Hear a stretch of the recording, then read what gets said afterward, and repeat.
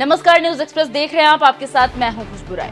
तमिलनाडु में राज्यपाल और सरकार की लड़ाई अब आर पार की चल रही है और सुप्रीम कोर्ट के फैसले को लेकर मोदी सरकार टकराने के मूड में है, क्योंकि जो फैसला सुप्रीम कोर्ट ने दिया है वो मोदी सरकार को चुभ रही है।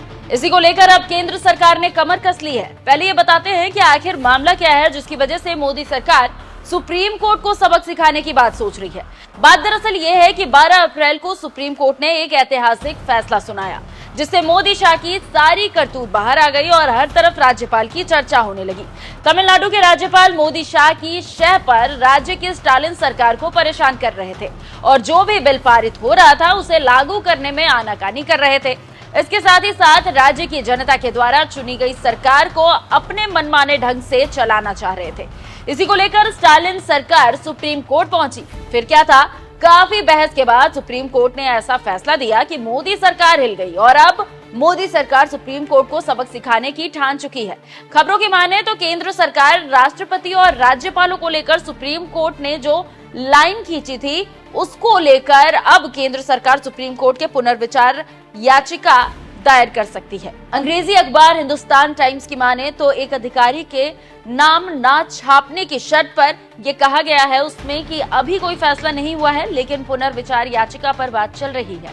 समीक्षा के आधार पर भी चर्चा की जानी बाकी है। पिछले हफ्ते एक फैसले में सुप्रीम कोर्ट ने निर्धारित किया था और कहा था कि राष्ट्रपति और राज्यपाल 3 महीने की अवधि के भीतर निर्णय लेना उन्हें अनिवार्य है, जिस पर यह बवाल हो रहा है।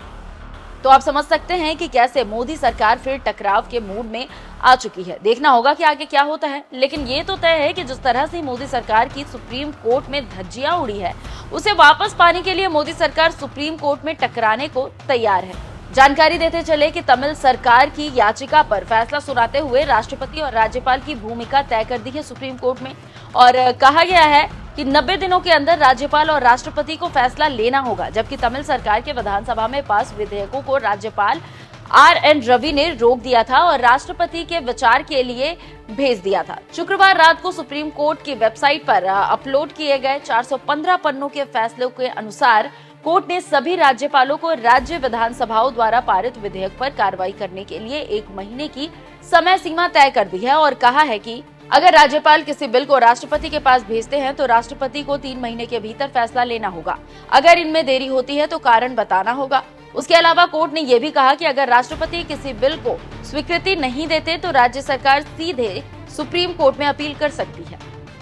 कानूनविदों और संविधान के जानकारों की माने तो सुप्रीम कोर्ट ने अनुच्छेद 200 और 201 का सहारा लिया। अनुच्छेद 200 में राज्यपाल के पास बिल को स्वीकृत करने, रोकने या राष्ट्रपति के पास भेजने का विकल्प है। इसके साथ ही साथ अनुच्छेद 201 में राष्ट्रपति के विचार के लिए भेजे गए बिलों से संबंधित है और कोर्ट ने यह भी कहा है कि राज्य और केंद्र को सहयोग करना होगा ताकि बिलों पर जल्दी और पारदर्शी फैसले हो सके। ये फैसला भारत के संघीय ढांचे के लिए काफी अहम हो जाता है।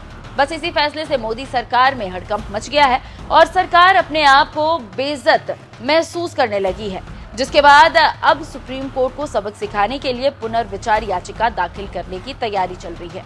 देखना होगा कि इस पर सुप्रीम कोर्ट क्या फैसला लेता है, लेकिन एक बार फिर सुप्रीम कोर्ट ने केंद्र सरकार की हेकड़ी निकाल दी।